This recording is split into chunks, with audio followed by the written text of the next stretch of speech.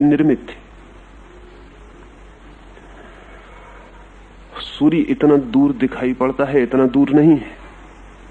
हमारे रक्त के एक एक कण में और हड्डी के एक एक टुकड़े में सूर्य के ही अणुओं का वास है। हम सूर्य के ही टुकड़े। और यदि सूर्य से हम प्रभावित होते हों तो इसमें कुछ आश्चर्य नहीं। एम्पैथी है, समानुभूति है। समानुभूति को भी थोड़ा समझ लेना जरूरी है, तो ज्योतिष के एक आयाम में प्रवेश हो सकेगा। कल मैंने जुड़वा बच्चों की बात आपसे की। अगर एक ही अंडे से पैदा हुए दो बच्चों को दो कमरों में बंद कर दिया जाए, और इस तरह के बहुत से प्रयोग पिछले 50 वर्षों में किए गए। एक ही अंडज जुड़वा बच्चों को दो कमरों में बंद कर दिया गया, फिर दोनों कमरों में एक साथ घंटी बजाई गई है और दोनों बच्चों को कहा गया है उनको जो पहला ख्याल आता हो वो उसे कागज पर लिख लें, या जो पहला चित्र उनके दिमाग में आता हो उसे कागज पर बना लें। और बड़ी हैरानी की बात है कि अगर 20 चित्र बनवाए गए हैं दोनों बच्चों से, तो उसमें 90% दोनों बच्चों के चित्र एक जैसे हैं। उनके मन में जो पहली विचारधारा पैदा होती है, जो पहला शब्द बनता है या जो पहला चित्र बनता है, ठीक उसके ही करीब वैसा ही विचार और वैसा ही शब्द दूसरे जुड़वा बच्चे के भीतर भी बनता और निर्मित होता है। इसे वैज्ञानिक कहते हैं एम्पैथी। इन दोनों के बीच इतनी समानता है कि ये एक से प्रतिध्वनित होते हैं। इन दोनों के भीतर अनजाने मार्गों से जैसे जोड़ है, कोई कम्युनिकेशन है। सूर्य और पृथ्वी के बीच ऐसा ही कम्युनिकेशन है, ऐसा ही संवाद है प्रतिपल। और पृथ्वी और मनुष्य के बीच भी इसी तरह का संवाद है प्रतिपल। तो सूर्य, पृथ्वी और मनुष्य, उन दोनों के तीनों के बीच निरंतर संवाद है, एक निरंतर डायलॉग है। लेकिन वो जो संवाद है, डायलॉग है, वो बहुत गुह है और बहुत आंतरिक है और बहुत सूक्ष्म है। उसके संबंध में थोड़ी सी बातें समझेंगे तो ख्याल में आएगा। अमेरिका में एक रिसर्च सेंटर है, ट्री रिंग रिसर्च सेंटर। वृक्षों में जो वृक्ष आप काटें तो वृक्ष के तने में आपको बहुत से रिंग्स, बहुत से वर्तुल दिखाई पड़ेंगे। फर्नीचर पर जो सौंदर्य मालूम पड़ता है वो उन्हीं वर्तुलों के कारण है। 50 वर्ष से ये रिसर्च केंद्र वृक्षों में जो वर्तुल बनते हैं उन पर काम कर रहा है। प्रोफेसर डगलस अब उसके डायरेक्टर हैं, जिन्होंने अपने जीवन का अधिकांश हिस्सा वृक्षों में जो वर्तुल बनते हैं, चक्र बन जाते हैं, उन पर ही पूरा व्यय किया है। बहुत से तथ्य हाथ लगे हैं। पहला तथ्य तो सभी को ज्ञात है साधारणता, कि वृक्ष की उम्र उसमें बने हुए रिंग्स के द्वारा जानी जाती है, क्योंकि प्रतिवर्ष एक रिंग वृक्ष में निर्मित होता है। एक छाल वृक्ष छोड़ देता है, अपनी चमड़ी छोड़ देता है, और एक रिंग निर्मित हो जाता है। वृक्ष की कितनी उम्र है, उसके भीतर कितने रिंग बने हैं, इनसे तय हो जाता है। अगर वो 50 साल पुराना है, उसने 50 पतझड़ देखे हैं, तो 50 रिंग उसके तने में निर्मित हो जाते हैं। और हैरानी की बात यह है कि इन तनों पर जो रिंग निर्मित होते हैं वो मौसम की भी खबर देते हैं। अगर मौसम बहुत गर्म और गीला रहा हो तो जो रिंग है वो चौड़ा निर्मित होता है। अगर मौसम बहुत सर्द और सूखा रहा हो तो जो रिंग है वो बहुत सकरा निर्मित होता है।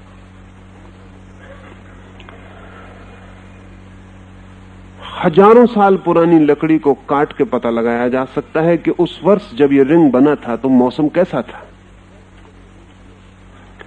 बहुत वर्षा हुई थी या नहीं हुई थी, सूखा पड़ा था या नहीं पड़ा था। अगर बुद्ध ने कहा है कि इस वर्ष बहुत वर्षा हुई, तो जिस बोधि वृक्ष के नीचे वो बैठे थे वो भी खबर देगा कि वर्षा हुई कि नहीं हुई। बुद्ध से भूल चूक हो जाए, वो जो वृक्ष है बोधि वृक्ष, उससे भूल चूक नहीं होती। उसका रिंग बड़ा होगा, छोटा होगा,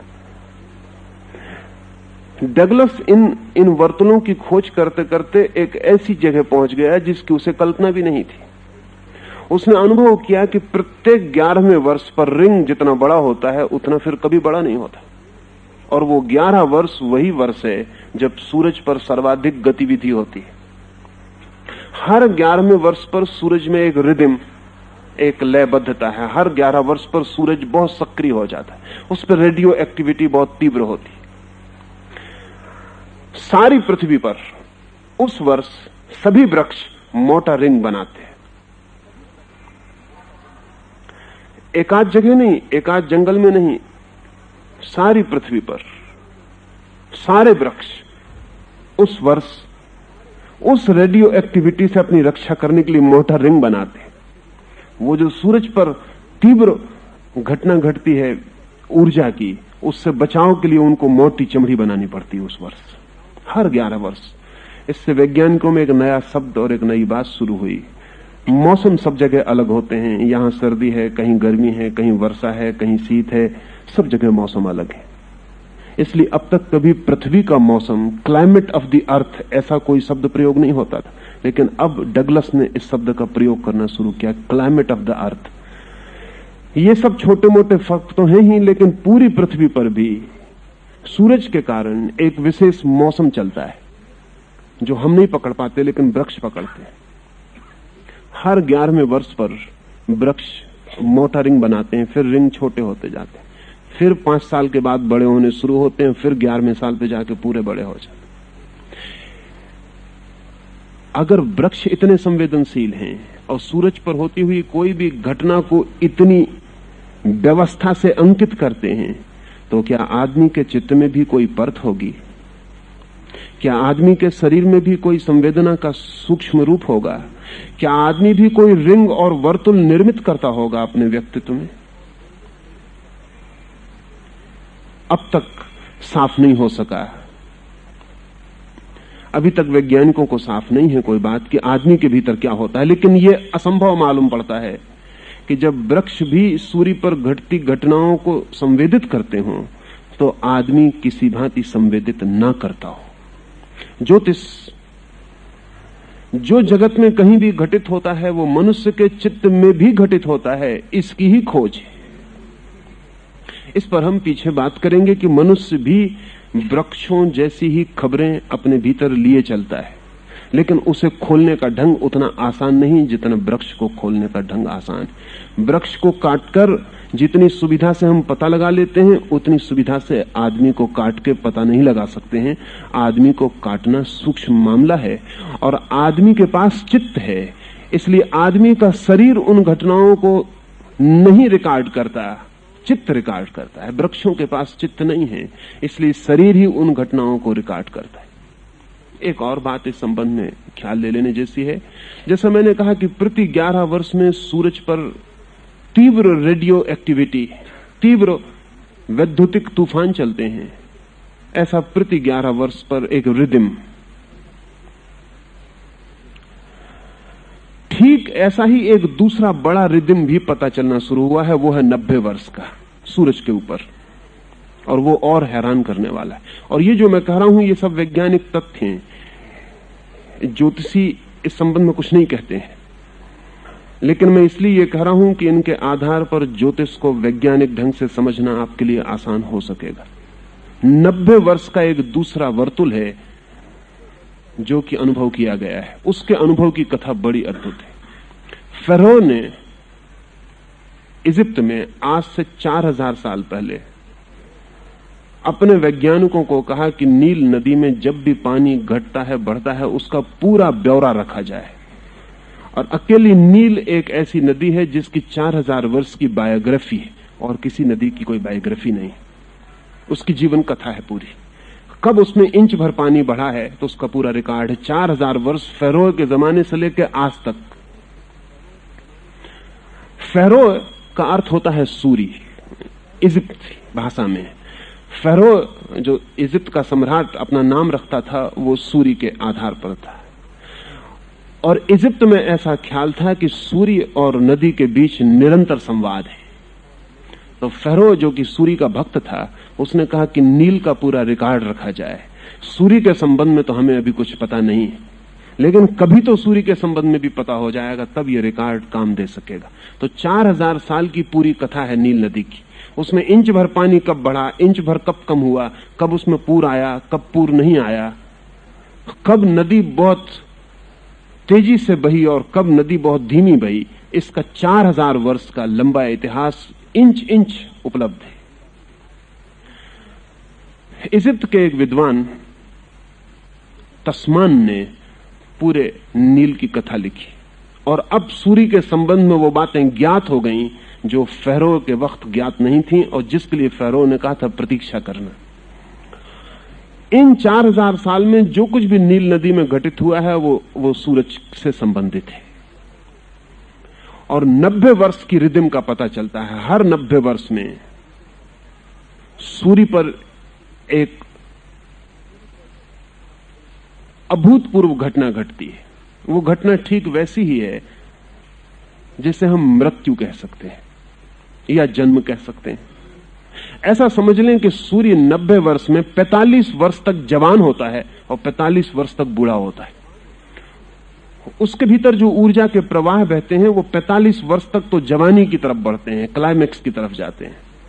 सूरज जैसे जवान होता चला जाता है और 45 साल के बाद ढलना शुरू हो जाता है, उसकी उम्र जैसे नीचे गिरने लगती और 90 वर्ष में सूर्य बिल्कुल बूढ़ा हो जाता है। 90 वर्ष में जब सूर्य बूढ़ा होता है तब सारी पृथ्वी भूकंपों से भर जाती है। भूकंपों का संबंध 90 वर्ष के वर्तुल से। सूर्य उसके बाद फिर जवान होना शुरू होता है। वो बड़ी भारी घटना है क्योंकि सूरज पे इतना परिवर्तन होता है कि पृथ्वी उसको कंपित हो जाए, ये बिल्कुल स्वाभाविक है। लेकिन जब पृथ्वी जैसी महाकाय वस्तु भूकंपों से भर जाती तो आदमी जैसी छोटी सी काया में कुछ नहीं होता होगा। पृथ्वी जैसी महाकाय वस्तु जब सूरज पर परिवर्तन होते हैं, कंपित हो जाती, भूकंपों से भर जाती, तो आदमी जैसी छोटी सी काया में कुछ भी ना होता होगा। जोशी सिर्फ यही पूछते रहे, वो कहते हैं यह असंभव है, पता हो तुम्हें या ना पता हो, लेकिन आदमी की काया भी अछूती नहीं रह सकती। 45 वर्ष जब सूरज जवान होता है, उस वक्त जो बच्चे पैदा होते हैं उनका स्वास्थ्य अद्भुत रूप से अच्छा होगा, और जब 45 वर्ष सूरज बूढ़ा होता है उस वक्त जो बच्चे पैदा होंगे उनका स्वास्थ्य कभी भी अच्छा नहीं हो पाता। जब सूरज खुद ही ढलाव पर होता है तब जो बच्चे पैदा होते हैं उनकी हालत ठीक वैसी है जैसे पूरब को नाव ले जानी हो और पश्चिम को हवा बहती हो। तो फिर बहुत डांड चलानी पड़ती, फिर पतवार बहुत चलानी पड़ती है और पाल काम नहीं करते, फिर पाल खोलकर नाव नहीं ले जाई जा सकती क्योंकि उल्टे बहना पड़ता है। जब सूरज ही बूढ़ा होता है, सूरज जो कि प्राण है सारे सौर परिवार का, तब जिसको भी जवान होना है उसे उल्टी धारा में तैरना पड़ता है, हवा के खिलाफ। उसके लिए संघर्ष भारी है। जब सूरज ही जवान हो रहा होता है तो पूरा सौर परिवार शक्तियों से भरा होता है और उठान की तरफ होता है। तब जो पैदा होता है वो जैसे पाल वाली नाव में बैठ गया, पूरब की तरफ हवाएं बह रही हैं, उसे डांड भी नहीं चलानी, पतवार भी नहीं चलानी, श्रम भी नहीं करना है, नाव खुद बह जाएगी। पाल खोल देना है, हवाएं नाव को ले जाएंगी। इस संबंध में अब वैज्ञानिकों को भी शक होने लगा है कि सूरज जब अपनी चरम अवस्था में जाता है तब पृथ्वी पर कम से कम बीमारियां होती, और जब सूरज अपने उतार पर होता है तो पृथ्वी पर सर्वाधिक बीमारियां होती।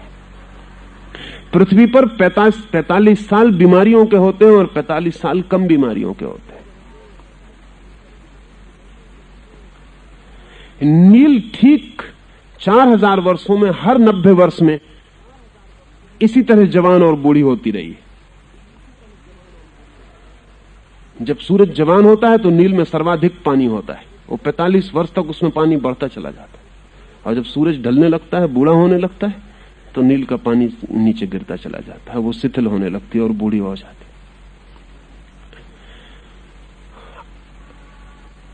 है। आदमी इस विराट जगत में कुछ अलग थलग नहीं है, इस सबका इकट्ठा जोड़ है। अब तक हमने जो भी श्रेष्ठतम घड़ियां बनाई हैं वो कोई भी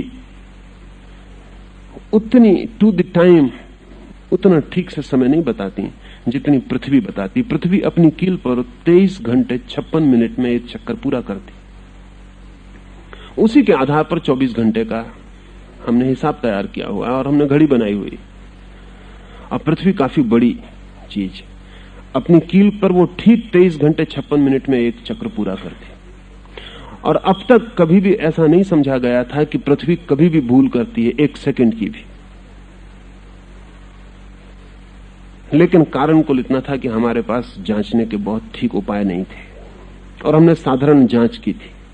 लेकिन जब 90 वर्ष का वर्तुल पूरा होता है सूर्य का, तो पृथ्वी की घड़ी एकदम डगमगा जाती है। उस क्षण में पृथ्वी ठीक अपना वर्तुल पूरा नहीं कर पाती। 11 वर्ष में जब सूरज पर उत्पात होता है तब भी पृथ्वी डगमगा जाती है, उसकी घड़ी गड़बड़ हो जाती है। जब भी पृथ्वी की रोज अपनी यात्रा में नए नए प्रभावों के अंतर्गत आती, जब भी कोई नया प्रभाव, कोई नया कॉस्मिक इन्फ्लुएंस, कोई महातारा करीब हो जाता है, करीब का मतलब इस महाकाश में बहुत दूर होने पर भी चीजें बहुत करीब है, जरा सा करीब आ जाता। हमारी भाषा बहुत समर्थ नहीं है, क्योंकि जब हम कहते हैं जरा सा करीब आ जाता, हम सोचते हैं कि शायद जैसे हमारे पास कोई आदमी आ गया। नहीं, फासले बहुत बड़े हैं। उन फासलों में जरा सा अंतर पड़ जाता है जो कि हमें कहीं पता भी नहीं चलेगा, तो भी पृथ्वी की कील डगमगा जाती है। पृथ्वी को हिलाने के लिए बड़ी शक्ति की जरूरत है, इंच भर हिलाने के लिए भी। तो महाशक्तियां जब गुजरती हैं पृथ्वी के पास से तभी वो हिल पाती। लेकिन वो महाशक्तियां जब पृथ्वी के पास से गुजरती हैं तो हमारे पास से भी गुजरती। और ऐसा नहीं हो सकता कि जब पृथ्वी कंपित होती तो उस पर लगे हुए वृक्ष कंपित ना हो, और ऐसा भी नहीं हो सकता कि जब पृथ्वी कंपित होती तो उस पर जीता और चलता हुआ मनुष्य कंपित ना हो। सब कब जाता है। लेकिन कंपन इतने सूक्ष्म हैं कि हमारे पास कोई उपकरण नहीं थे अब तक कि हम जांच करते कि पृथ्वी कब जाती है। लेकिन अब तो उपकरण है, सेकंड के 1000वें हिस्से में भी कंपन होता है तो हम पकड़ लेते हैं। लेकिन आदमी के कंपन को पकड़ने के उपकरण अभी भी हमारे पास नहीं। वो मामला और भी सूक्ष्म। आदमी इतना सूक्ष्म है और होना जरूरी है, अन्यथा जीना मुश्किल हो जाए। अगर 24 घंटे आपको चारों तरफ के प्रभावों का पता चलता रहे तो आप जी ना पाए। आप जी सकते हैं तभी जबकि आपको आसपास के प्रभावों का कोई पता नहीं चलता। एक और नियम है, वो नियम यह है कि ना तो हमें अपनी शक्ति से छोटे प्रभावों का पता चलता है और ना अपनी शक्ति से बड़े प्रभावों का पता चलता है। हमारे प्रभाव के पता चलने का एक दायरा है। जैसे समझ लें कि बुखार चढ़ता है तो 98 डिग्री हमारी एक सीमा है और 110 डिग्री हमारी दूसरी सीमा। 12 डिग्री में हम जीते। 90 डिग्री गिर जाए तो हम समाप्त हो जाते हैं, उधर 110 डिग्री के बाहर चला जाए तो हम समाप्त हो जाते हैं। लेकिन क्या आप समझते हैं दुनिया में गर्मी 12 डिग्रियों की? आदमी 12 डिग्री के भीतर जीता है। दोनों सीमाओं के इधर उधर गया कि खो जाएगा। उसको एक बैलेंस है, 98 और 110 के बीच में उसको अपने को संभाले रखना है। ठीक ऐसा बैलेंस सब जगह है। मैं आपसे बोल रहा हूं, आप सुन रहे हैं। अगर मैं बहुत धीमे बोलूं तो ऐसी जगह आ सकती है कि मैं बोलूं और आप ना सुन पाए। लेकिन यह आपको ख्याल में जाएगा कि बहुत धीमे बोला जाए तो सुनाई नहीं पड़ेगा। लेकिन आपको यह ख्याल में ना आएगा कि इतने जोर से बोला जाए कि आप ना सुन पाए, तो आपको कठिन लगेगा, क्योंकि जोर से बोलेंगे तब तो सुनाई पड़ेगा ही नहीं। वैज्ञानिक कहते हैं हमारे सुनने की भी डिग्री है, उससे नीचे भी हम नहीं सुन पाते, उसके ऊपर भी हम नहीं सुन पाते। हमारे आसपास भयंकर आवाजें गुजर रही हैं लेकिन हम सुन नहीं पाते। एक तारा टूटता है आकाश में, कोई नया ग्रह निर्मित होता है या बिखरता है, तो भयंकर गर्जनों वाली आवाजें हमारे चारों तरफ से गुजरती हैं। अगर हम उनको सुन पाए तो हम तत्काल बहरे हो जाएं। लेकिन हम सुरक्षित हैं क्योंकि हमारे कान सीमा में ही सुनते हैं। जो सूक्ष्म है उसको भी नहीं सुनते, जो विराट है उसको भी नहीं सुनते। एक दायरा है, बस उतने को सुन लेते हैं। देखने के मामले में भी हमारी वही सीमा है। हमारी सभी इंद्रियां एक दायरे के भीतर, न उसके ऊपर न उसके नीचे। इसीलिए आपका कुत्ता है, वो आपसे ज्यादा सूंघ लेता है, उसका दायरा सूंघने का आपसे बड़ा है। जो आप नहीं सूंघ पाते कुत्ता सूंघ लेता है। जो आप नहीं सुन पाते आपका घोड़ा सुन लेता है, उसको सुनने का दायरा आपसे बड़ा है। 1-1.5 मील दूर सिंह आ जाए तो घोड़ा चौंक के खड़ा हो जाता है। 1.5 मील के फासले पर उसे गंध आती, आपको कुछ पता नहीं चलता। अगर आपको सारी गंध आने लगे, जितनी गंध आपके चारों तरफ चल रही हैं, तो आप विक्षिप्त हो जाएं। मनुष्य एक कैप्सूल में बंद है, उसकी सीमांत है, उसकी बाउंड्रीज है। आप रेडियो लगाते हैं और आवाज सुनाई पड़नी शुरू हो जाती। क्या आप सोचते हैं जब रेडियो लगाते हैं तब आवाज आनी शुरू होती? आवाज तो पूरे समय बहती ही रहती है, आप रेडियो लगाएं या ना लगाएं। लगाते हैं तब रेडियो पकड़ लेता है, बहती तो पूरे वक्त रहती। दुनिया में जितने रेडियो स्टेशन हैं सबकी आवाजें अभी इस कमरे से गुजर रही हैं। आप रेडियो लगाएंगे तो पकड़ लेंगे, आप रेडियो नहीं लगाते हैं तब भी गुजर रही हैं, लेकिन आपको सुनाई नहीं पड़ रही। आपको सुनाई नहीं पड़ रही है। जगत में न मालूम कितनी ध्वनियां हैं जो चारों तरफ हमारे गुजर रही हैं। भयंकर कोलाहल है, वो पूरा कोलाहल हमें सुनाई नहीं पड़ता, लेकिन उससे हम प्रभावित तो होते ही हैं। ध्यान रहे, वो हमें सुनाई नहीं पड़ता, लेकिन उससे हम प्रभावित तो होते ही हैं। वो हमारे रोए रोए को स्पर्श करता है, हमारे हृदय की धड़कन धड़कन को छूता है, हमारे स्नायु स्नायु को कपा जाता है। वो अपना काम तो कर ही रहा है, उसका काम तो जारी है। जिस सुगंध को आप नहीं सूंघ पाते, उसके अणु भी आपके चारों तरफ अपना काम तो कर ही जाते हैं, और अगर उसके अणु किसी बीमारी को लाए हैं तो वो आपको दे जाते हैं। आपकी जानकारी आवश्यक नहीं है किसी वस्तु के होने के लिए। ज्योतिष का कहना है कि हमारे चारों तरफ ऊर्जाओं के क्षेत्र हैं, एनर्जी फील्ड्स हैं, और वो पूरे समय हमें प्रभावित कर रहे हैं।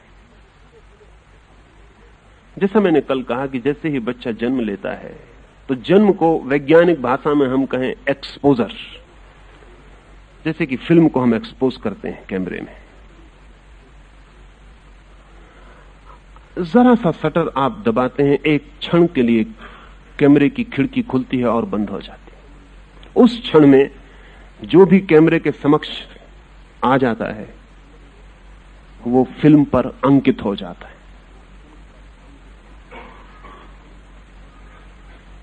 फिल्म एक्सपोज हो गई, अब दोबारा उस पर कुछ अंकित ना होगा, अंकित हो गया।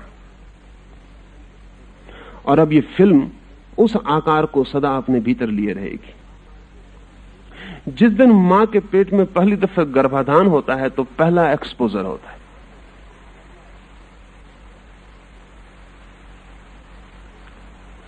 जिस दिन मां के पेट से बच्चा बाहर आता है, जन्म लेता है, उस दिन दूसरा एक्सपोजर होता है। और ये दोनों एक्सपोजर उस संवेदनशील चित्त पर फिल्म की भांति अंकित हो जाते हैं। पूरा जगत उस क्षण में बच्चा अपने भीतर अंकित कर लेता है और उसकी सिंपैथीज निर्मित हो जाती हैं। ज्योतिष इतना ही कहता है कि यदि वो बच्चा जब पैदा हुआ है तब अगर रात है, और जान के आप हैरान होंगे कि 70 से लेकर 90% तक बच्चे रात में पैदा होते हैं। ये थोड़ा हैरानी का है, क्योंकि आमतौर से 50% होने चाहिए। 24 घंटे का हिसाब है, इसमें कोई हिसाब भी ना हो, बेहिसाब भी बच्चे पैदा हों, तो 12 घंटे रात, 12 घंटे दिन, साधारण संयोग और कॉम्बिनेशन से ठीक है 50% हो जाए, कभी भूल चूक 2-4% इधर उधर हो, लेकिन 90% तक बच्चे रात में जन्म लेते हैं। 10% बच्चे मुश्किल से जन्म दिन में लेते हैं। अकारण नहीं हो सकती ये बात, इसके पीछे बहुत कारण है। समझे, एक बच्चा रात में जन्म लेता है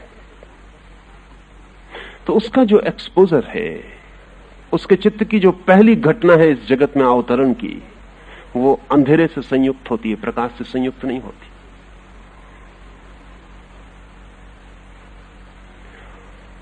इस सिर्फ उदाहरण के लिए कह रहा हूं, क्योंकि बात तो और विस्तीर्ण है।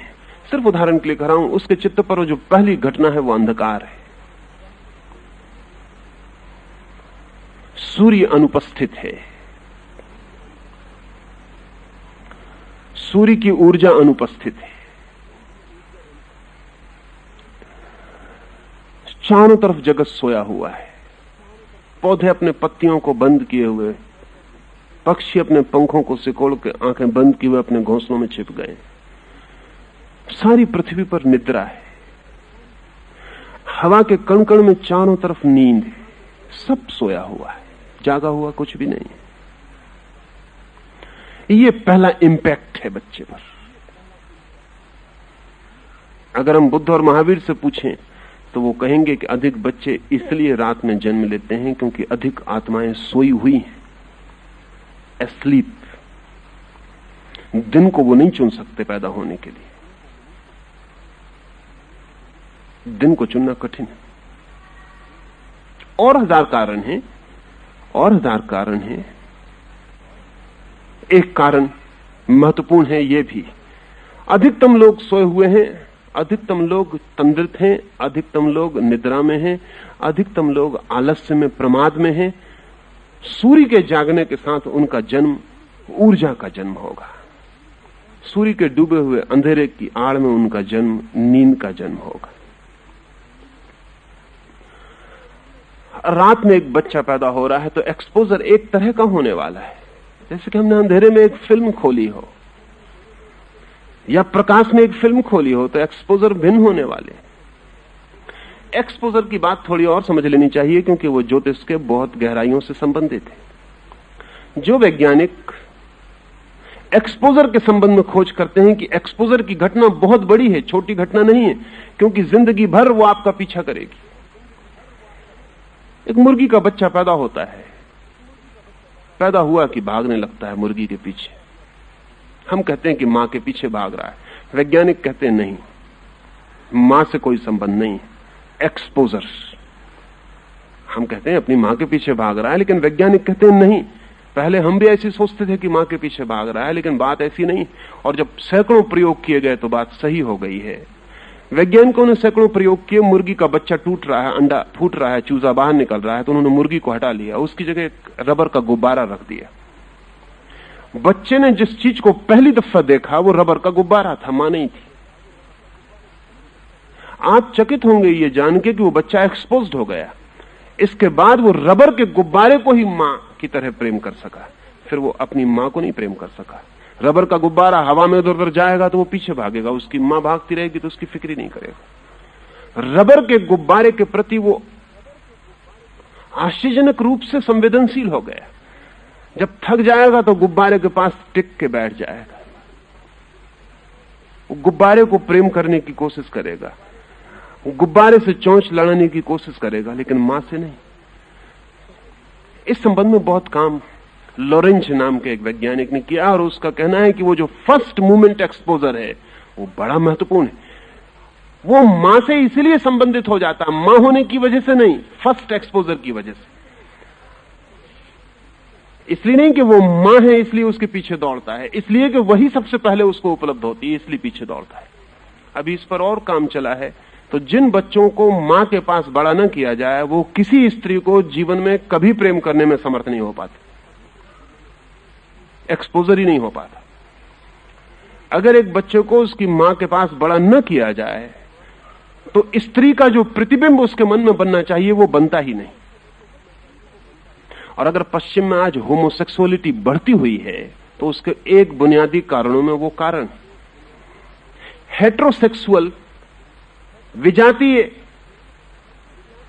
यौन के प्रति जो प्रेम है वो पश्चिम में कम होता चला जाता है, और सजातीय यौन के प्रति प्रेम बढ़ता चला जाता है, जो विकृति है। लेकिन वो विकृति होगी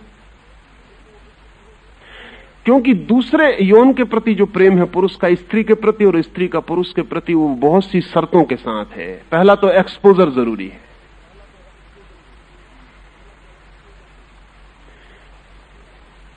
बच्चा पैदा हुआ है तो उसके मन पर क्या एक्सपोज हो। अब ये बहुत सोचने जैसी बात है। दुनिया में स्त्रियां तब तक सुखी न हो पाएंगी जब तक उनका एक्सपोजर मां के साथ हो रहा है, उनका एक्सपोजर पिता के साथ होना चाहिए। पहला इंपैक्ट लड़की के मन पर पिता का पड़ना चाहिए, तो ही वो किसी पुरुष को भरपूर मन से प्रेम करने में समर्थ हो पाएगी। अगर पुरुष स्त्री से जीत जाता है तो उसका कुल कारण इतना है कि लड़के और लड़कियां दोनों ही मां के पास बड़े होते हैं। तो लड़के का एक्सपोजर तो बिल्कुल ठीक होता है स्त्री के प्रति, लेकिन लड़की का एक्सपोजर बिल्कुल ठीक नहीं होता।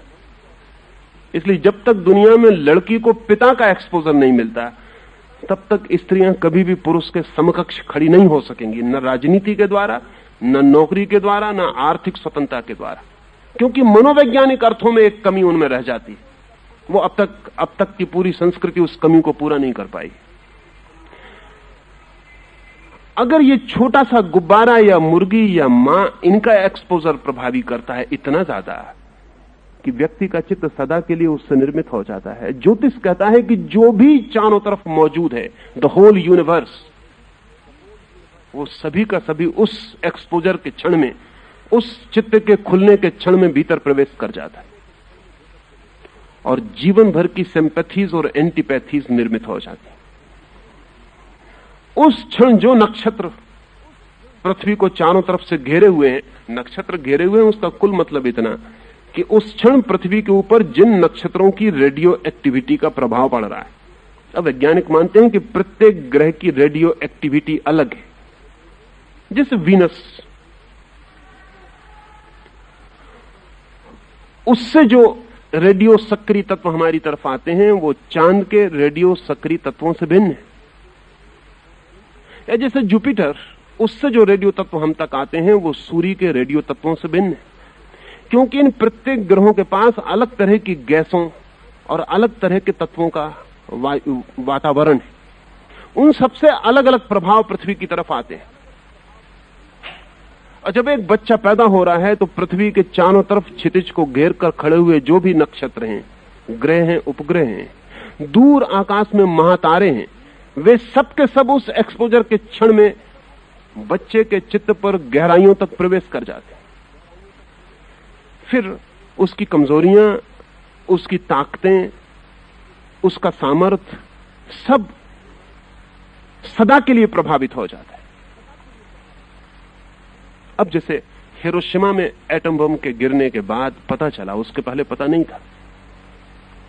हिरोशिमा में एटम जब तक नहीं गिरा था तब तक इतना ख्याल था कि एटम गिरेगा तो लाखों लोग मरेंगे, लेकिन यह पता नहीं था कि पीढ़ियों तक आने वाले बच्चे प्रभावित हो जाएंगे। हिरोशिमा और नागासाकी में जो लोग मर गए, वो तो एक क्षण की बात थी, समाप्त हो गए। लेकिन हिरोशिमा में जो वृक्ष बच गए, जो जानवर बच गए, जो पक्षी बच गए, जो मछलियां बच गईं, जो आदमी बच गए, वो सदा के लिए प्रभावित हो गए। अब वैज्ञानिक कहते हैं कि 10 पीढ़ियों में हमें पूरा अंदाज लग पाएगा कि क्या क्या परिणाम हुए, क्योंकि इनका सब कुछ रेडियो एक्टिविटी से प्रभावित हो गया। अब जो स्त्री बच गई है उसके शरीर में जो अंडे हैं वो प्रभावित हो गए। अब वो अंडे, कल उनमें से एक अंडा बच्चा बनेगा, वो बच्चा वैसे बच्चा नहीं होगा जैसा साधारणता होता, क्योंकि एक विशेष तरह की रेडियो सक्रियता उस अंडे में प्रवेश कर गई। वो लंगड़ा हो सकता है, लूला हो सकता है, अंधा हो सकता है, उसकी 4 आंखें भी हो सकती हैं, 8 हाथ भी हो सकते हैं, कुछ भी हो सकता है। अभी हम कुछ भी नहीं कह सकते कि वो कैसा होगा।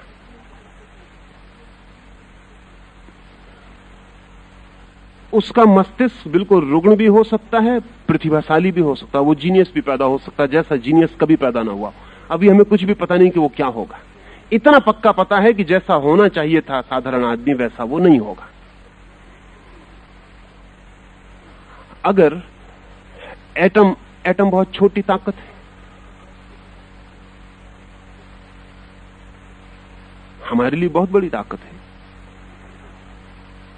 एक एटम 1,20,000 आदमियों को मार पाया हिरोशिमा और नागासाकी में, वो बहुत छोटी ताकत है। सूर्य के ऊपर जो ताकत है उसका हम इससे कोई हिसाब नहीं लगा सकते। जैसे अरबों एटम बॉम्ब एक साथ फूट रहे हो, उतनी रेडियो एक्टिविटी सूरज के ऊपर है। और असाधारण है ये, क्योंकि सूरज 4 अरब वर्षों से तो पृथ्वी को ही गर्मी दे रहा है,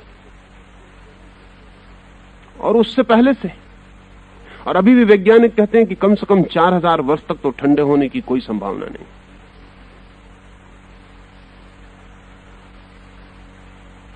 प्रतिदिन इतनी गर्मी 10 करोड़ मील दूर है पृथ्वी से।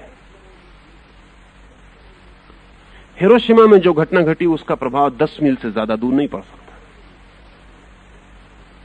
10 करोड़ मील दूर सूरज है, 4 अरब वर्षों से तो वो हमें सारी गर्मी दे रहा है, फिर भी अभी रिक्त नहीं हुआ है। पर ये सूरज कुछ भी नहीं है, इससे महासूर्य है। ये सब तारे हैं जो आकाश के, और इन प्रत्येक तारों से अपनी व्यक्तिगत और निजी क्षमता की सक्रियता हम तक प्रवाहित होती है। एक बहुत बड़ा वैज्ञानिक जो अंतरिक्ष में फैलती ऊर्जाओं के संबंध में अध्ययन कर रहा है, गॉकलिन, उसका कहना है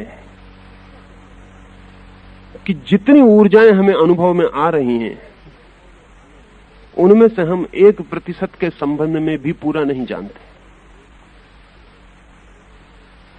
जब से हमने कृत्रिम उपग्रह छोड़े हैं पृथ्वी के बाहर, तब से उन्होंने हमें इतनी खबरें दी हैं कि हमारे पास न शब्द हैं उन खबरों को समझने के लिए, न हमारे पास विज्ञान है। और इतनी ऊर्जाएं, इतनी एनर्जी चारों तरफ बह रही होंगी, इसकी हमें कल्पना ही नहीं थी। इस संबंध में एक बात और ख्याल में ले लेनी जरूरी है। इस जगत में, जैसा मैंने कल कहा, लोग सोचते हैं कि ज्योतिष कोई विकसित होता हुआ विज्ञान है। मैंने आपसे कहा हालत उल्टी। ताजमहल अगर आपने देखा हो तो जमुना के उस पार कुछ दीवारें आपको उठी हुई दिखाई पड़ी होंगी। कहानी यह है कि शाहजहां ने मुमताज के लिए तो ताजमहल बनवाया, और अपने लिए, जैसा संगमरमर का ताजमहल है, ऐसी अपनी कब्र के लिए संग मूसा का, काले पत्थर का महल वो जमुना के उस पार बना रहा है। लेकिन वो पूरा नहीं हो पाया। ऐसी कथा सदा से प्रचलित थी, लेकिन अभी ऐतिहासिकों ने खोज की है तो पता चला कि वो जो उस तरफ दीवारें उठी खड़ी हैं, वो किसी बनने वाले महल की दीवारें नहीं है, वो किसी बहुत बड़े महल की जो गिर चुका खंडहर है। पर उठती दीवारें और खंडहर एक से मालूम पड़ सकते हैं। एक नए मकान की दीवार उठ रही है, अधूरी है, अभी मकान बना नहीं। हजारों साल बाद तय करना मुश्किल हो जाएगा कि नए मकान की बनती दीवार है या किसी बने बनाए मकान की जो गिर चुका उसकी बची खुची अवशेष खंडहर है। पिछले 300-400-500 सालों से यही समझा जाता था कि वो जो दूसरी तरफ महल खड़ा हुआ है, वो शाहजहां बनवा रहा था, वो पूरा नहीं हो पाया। लेकिन अभी जो खोजबीन हुई है उससे पता चलता है कि वो महल पूरा था। और न केवल ये पता चलता है कि वो महल पूरा था, बल्कि ये भी पता चलता है कि ताजमहल शाहजहां ने खुद कभी नहीं बनवाया। वो भी हिंदुओं का बहुत पुराना महल है, जिसको सिर्फ कन्वर्ट किया, जिसको सिर्फ थोड़ा सा फर्क किया। क्योंकि और कई दफे इतनी हैरानी होती है कि जिन बातों को हम सुनने के आदी हो जाते हैं, फिर उनसे भिन्न बात को हम सोचते भी नहीं। ताजमहल जैसी एक भी कब्र दुनिया में किसी ने नहीं बनाई। कब्र ऐसी बनाई ही नहीं जाती।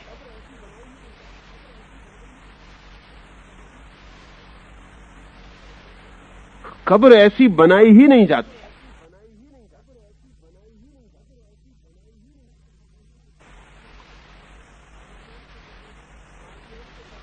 ताजमहल के चारों तरफ सिपाहियों के खड़े होने के स्थान है, बंदूकें और तोपें लगाने के स्थान है। कब्रों की बंदूकें और तोपें लगा के कोई रक्षा नहीं करनी पड़ती। वो महल है पुराना, उसको सिर्फ कन्वर्ट किया गया है कब्र में। वो दूसरी तरफ भी एक पुराना महल है जो गिर गया, जिसके खंडहर शेष रह गए।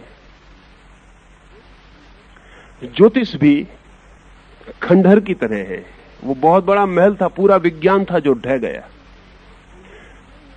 कोई नई चीज नहीं है, कोई नया उठता हुआ मकान नहीं है, लेकिन जो दीवारें रह गई हैं उनसे कुछ पता नहीं चलता कि कितना बड़ा महल उसकी जगह रहा होगा। बहुत बार सत्य मिलते हैं और खो जाते हैं। अरिस्टिकारस नाम के एक यूनानी ने जीसस से 200-300 वर्ष पूर्व यह सत्य खोज निकाला था कि सूर्य केंद्र है, पृथ्वी केंद्र नहीं है। अरिस्टिकारस का यह सूत्र हेलियोसेंट्रिक, सूरज केंद्र पर है, जीसस से 300 वर्ष पहले खोज निकाला। लेकिन जीसस के 100 वर्ष बाद टोलेमी ने इस सूत्र को उलट दिया और पृथ्वी को फिर केंद्र बना दिया। और फिर 2000 साल लग गए केपलर और कोपर्निकस को खोजने में वापस कि सूर्य केंद्र है, पृथ्वी केंद्र नहीं। 2000 साल तक अरिस्टिकारस का सत्य दबा पड़ा रहा। 2000 साल बाद जब कोपर्निकस ने फिर से कहा, तब अरिस्टिकारस की किताबें खोजी। लोगों ने कहा तो हैरानी की बात है। अमेरिका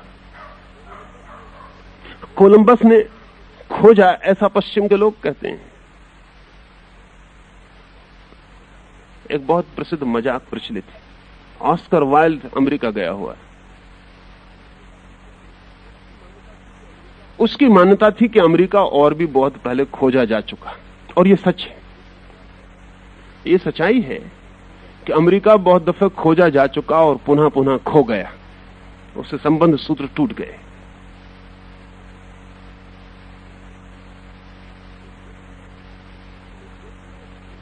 एक व्यक्ति ने ऑस्कर वाइल्ड को पूछा कि हम सुनते हैं कि आप कहते हैं अमेरिका पहले भी खोजा जा चुका है, तो क्या आप नहीं मानते कि कोलंबस ने पहली खोज की? और अगर कोलंबस ने पहली खोज नहीं की तो अमेरिका बार बार क्यों खो गया? तो ऑस्कर वाइल्ड ने मजाक में कहा कि कोलंबस ने पुनः खोज की है। ही rediscovered America. It was discovered so many times but every time hushed up. हर बार दबा के इसको चुप रखना पड़ा क्योंकि वो उपद्रव, इसको बार बार हस्ड अप। महाभारत अमेरिका की चर्चा करता है। अर्जुन की एक पत्नी मैक्सिको की लड़की है। मैक्सिको में जो मंदिर हैं वो हिंदू मंदिर हैं, जिन पर गणेश की मूर्ति तक खुदी हुई है। बहुत बार सत्य खोज लिए जाते, खो जाते हैं। बहुत बार हमें सत्य पकड़ में आ जाता है, फिर खो जाते हैं। ज्योतिष उन बड़े से बड़े सत्यों में से एक है जो पूरा का पूरा ख्याल में आ चुका और खो गया। उसे फिर से ख्याल में लाने के लिए बड़ी कठिनाई है। इसलिए मैं बहुत सी दिशाओं से आपसे बात कर रहा हूं, क्योंकि ज्योतिष पे सीधी बात करने का अर्थ होता है कि वो जो सड़क पर ज्योतिषी बैठा है, शायद मैं उसके संबंध में कुछ कह रहा हूं, जिसको आप 4 आने देख के और अपना भविष्य फल निकलवा आते हैं, शायद उसके संबंध में या उसके समर्थन में कुछ कह रहा हूं। नहीं, ज्योतिष के नाम पर 100 में से 99 धोखाधड़ी है।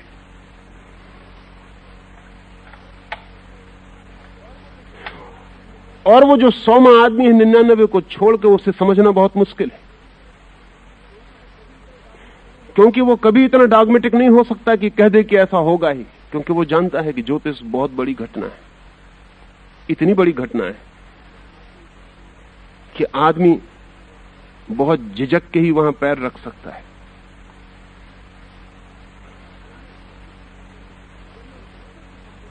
जब मैं ज्योतिष के संबंध में कुछ कह रहा हूं तो मेरा प्रयोजन है कि मैं उस पूरे विज्ञान को आपको बहुत तरफ से उसके दर्शन करा दूं, उस महल के,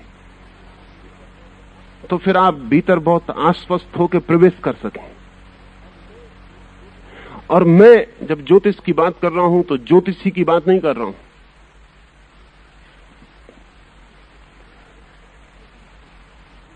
उतनी छोटी बात नहीं है, पर आदमी की उत्सुकता उसी में है कि उसे पता चल जाए कि वो उसकी लड़की की शादी इस साल होगी कि नहीं होगी। इस संबंध में यह भी आपको कह दूं कि ज्योतिष के तीन हिस्से हैं। एक जिसे हम कहें अनिवार्य, इसेंशियल, जिसमें रत्ती भर फर्क नहीं होता, वही सर्वाधिक कठिन है उसे जानना।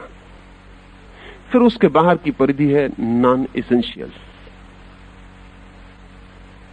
जिसमें सब परिवर्तन हो सकते हैं, मगर हम उसी को जानने को उत्सुक होते हैं।